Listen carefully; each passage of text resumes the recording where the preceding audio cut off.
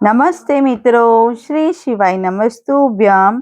હું ખત્રી કવિતા આજે તમારી માટે લઈને આવી રહી છું આઈસ ડીશ બનાવવા માટે એકદમ નેચરલ ફ્રૂટ કલર. તો તેની રેસીપી આપણે નિહાળીશું. અને જો તમે મારી ચેનલ પર પહેલી વાર આવ્યા હોય તો પ્લીઝ સબસ્ક્રાઈબ કરવાનું ભૂલતા નહીં, જેથી તમને મારા નવા વિડીયોની નોટિફિકેશન મળતી રહેશે. તો હવે આપણે સામગ્રી જોઈ લઈએ. તો આપણે આ દાડમ લીધેલા છે, એ 500 ગ્રામ જેટલા લીધેલા છે. આપણે સંતરા પણ લીધેલા છે, એ પણ આપણે 500 ગ્રામ જેટલા લીધેલા છે. અને આ કેરી લીધી છે, અને કેરી આપણે 250 ગ્રામ જેટલી લીધેલી છે. એક નાની સાઈઝમાં લીધેલી છે કેરી, તો મોટી નથી લીધી. અને આપણે આ સાકર લીધેલી છે, તમે જોઈ શકો છો આવી ખડી સાકર આવે એ લીધેલી છે આપણે. તો આપણે આ જે સંતરા છે એની છાલ આપણે કાઢી લઈશું પહેલા.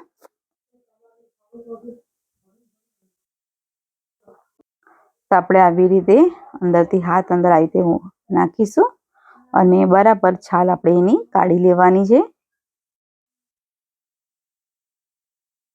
તેવી રીતે આપણે બધી છાલ કાઢી લીધી છે. અને જે અંદર આપણે એને ફોલ્ડ કરીને જે અંદરના બિયા આવે છે એ બિયા આપણે એના કાઢવાના છે. તેવી રીતે આપણે હાથેથી આપણે વચ્ચેનો ભાગ કાઢીને આવી રીતે બિયા પણ કાઢી લઈશું.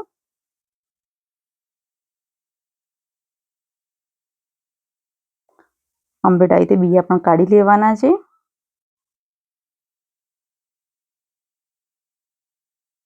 અને જે જાડો ભાગ છે નીચેનો એ આપણે જેટલું નીકળે આપણાથી એટલું આપણે કાઢીશું.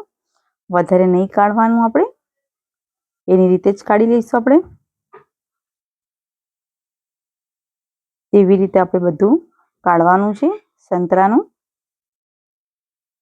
તેવી રીતે આપણે બધું કાઢી લેવાનું છે. અને કાઢી લીધું છે આપણે બધું એવી રીતે. અને આપણે મિક્સર જારમાં આપણે એને ક્રશ કરી લઈશું.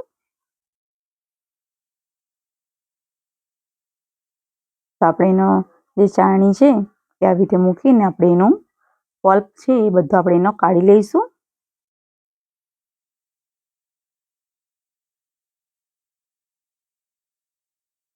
તો ચાળણાના મદદથી આપણે એનો બધો જે રસો છે એ બધો આપણે કાઢી લીધેલો છે.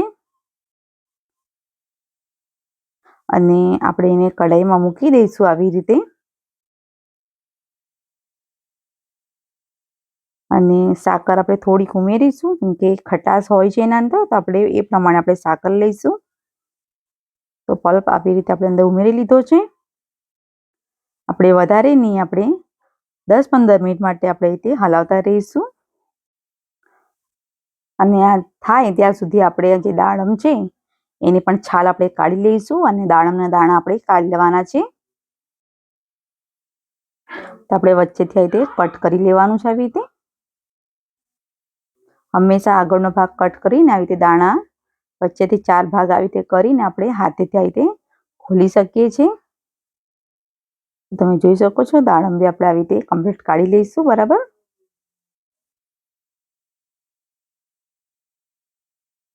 તો આપણે જોઈ લઈએ પહેલા દાડમ છોલીના પહેલા કે આપણું સિરપ એકદમ સરસ રીતે રેડી થઈ ગઈ છે.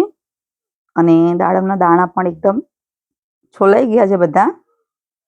તો આને આપણે મિક્સર જારમાં આપણે દળી લઈશું.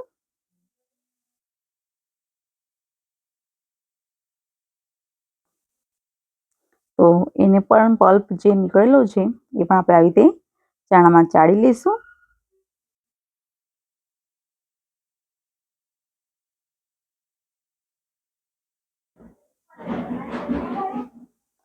આવી રીતે આપણે બધું કાઢી લીધું છે એનું પણ. અને એની પ્રોસેસ પણ આપણે આવી રીતે કઢાઈ મૂકીને સાકર થોડીક ઉમેરીશું.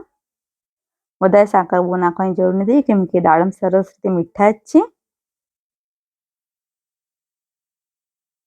અને એને પણ આપણે 10-15 મિનિટ માટે આપણે હલાવતા રહીશું આવી રીતે.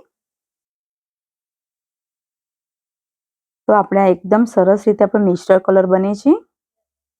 તો પછી આ થાય ત્યાં સુધી આપણે કેરી પણ આપણે છોલી કાઢીશું અને કટ કરી લેવાની છે.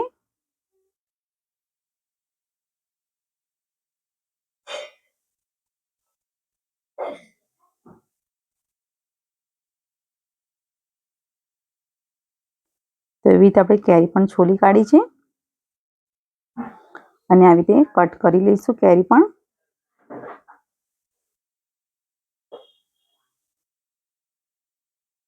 તો આપણે એના ટુકડા કરી નાખેલા છે. તો તમે જોઈ શકો છો કે આપણો આ દાણાનો પણ સિરપ સરસ રીતે રેડી થઈ ગયેલી છે. તો એને પણ આપણે કાઢી લઈશું. અને આપણે આ ખાટી કેરી છે, તો ખાટી કેરીનું પણ સિરપ આપણે બનાવવાનું છે. તો આપણે એને પણ આપણે મિક્સર જારમાં આપણે દળી લઈશું પહેલા.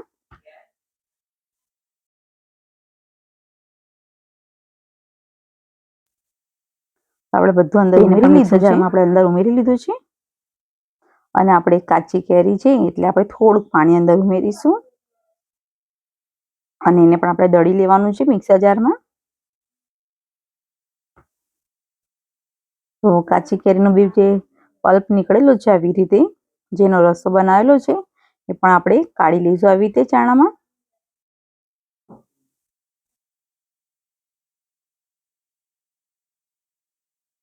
તો કમ્પ્લીટ રીતે આપણે પણ કરી લઈશું એવી રીતે. બે હાથના મદદથી આપણે એનો પલ્પ કાઢી લીધેલો છે. તો એ પણ આપણે કઢાઈમાં આવી રીતે ઉમેરીશું. અને ખટાશ છે એટલે આપણે સાકર થોડીક વધારે લેવાની છે. અને પલ્પ આપણે બધો અંદર ઉમેરી લીધો છે. તો આવી રીતે આપણે એને પણ આપણે કમસે કમ 10-15 મિનિટ માટે થવા દઈશું. તો ચમચાના મદદથી આપણે પાછું એને હલાવી લઈશું બરાબર.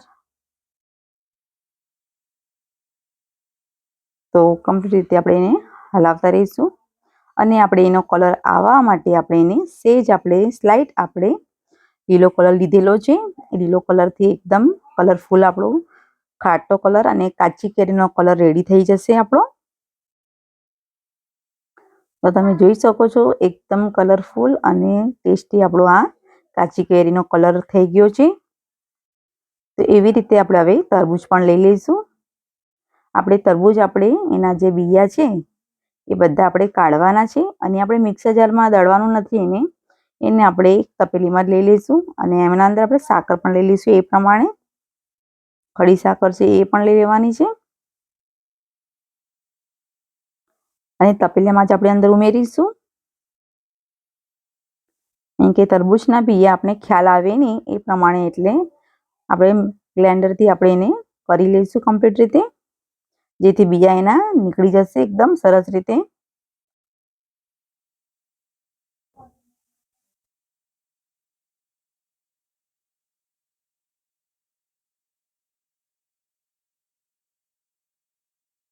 તો આવી રીતે બ્લેન્ડરથી આપણે કમ્પ્લીટ રીતે આપણે એનો રસ કાઢી લેવાનો છે.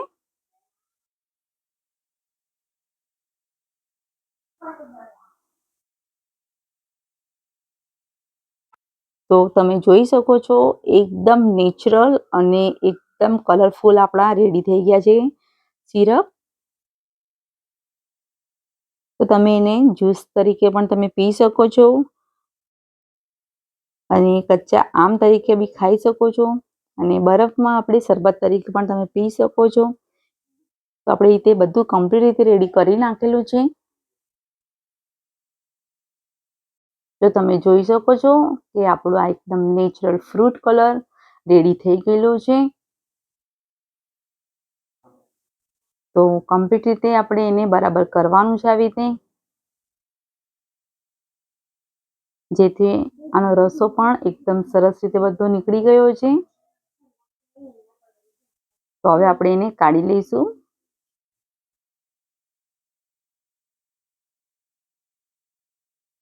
તો તમે જોઈ પણ શકો છો એકદમ સરસ રીતે રેડી થઈ ગયું છે સિરપ.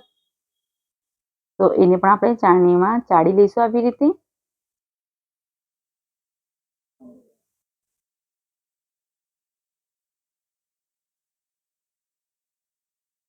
તો કમ્પ્લીટ રીતે આપણે આવી રીતે કરી લઈશું.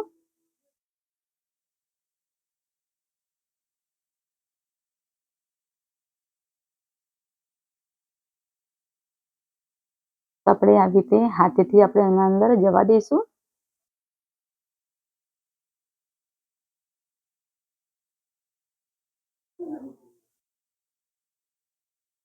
તમે જોઈ શકો છો આ બધા બિયા આવી રીતે આપણે નીકળી ગયા છે. તો કમ્પ્લીટ રીતે બધું આપણે આવી રીતે કરી લેવાનું છે.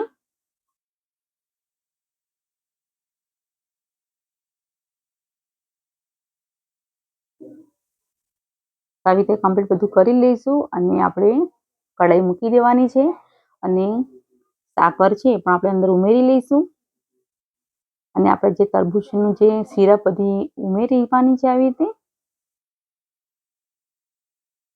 અને આપણે આ જે તરબૂચ છે એ આપણે વધારે છે 2 કિલો જેટલું, તો એનું સિરપ વધારે છે ઉમેરેલી.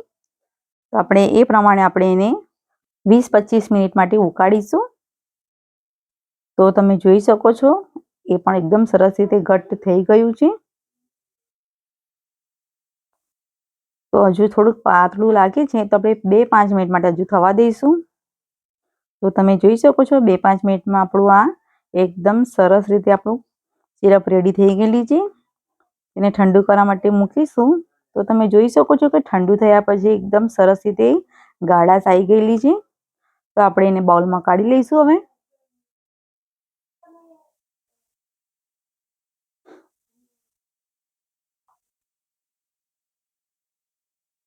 તો આપણા બધા નેચરલ ફ્રૂટ કલર રેડી થઈ ગયેલા છે.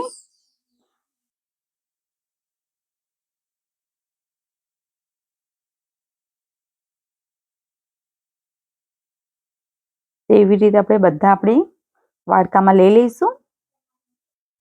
અને જો તમને મારો વિડીયો આ પસંદ આવ્યો હોય તો પ્લીઝ લાઈક કરજો, શેર કરજો અને ખાસ કરીને સબસ્ક્રાઈબ કરવાનું ભૂલતા નહીં. Thank you.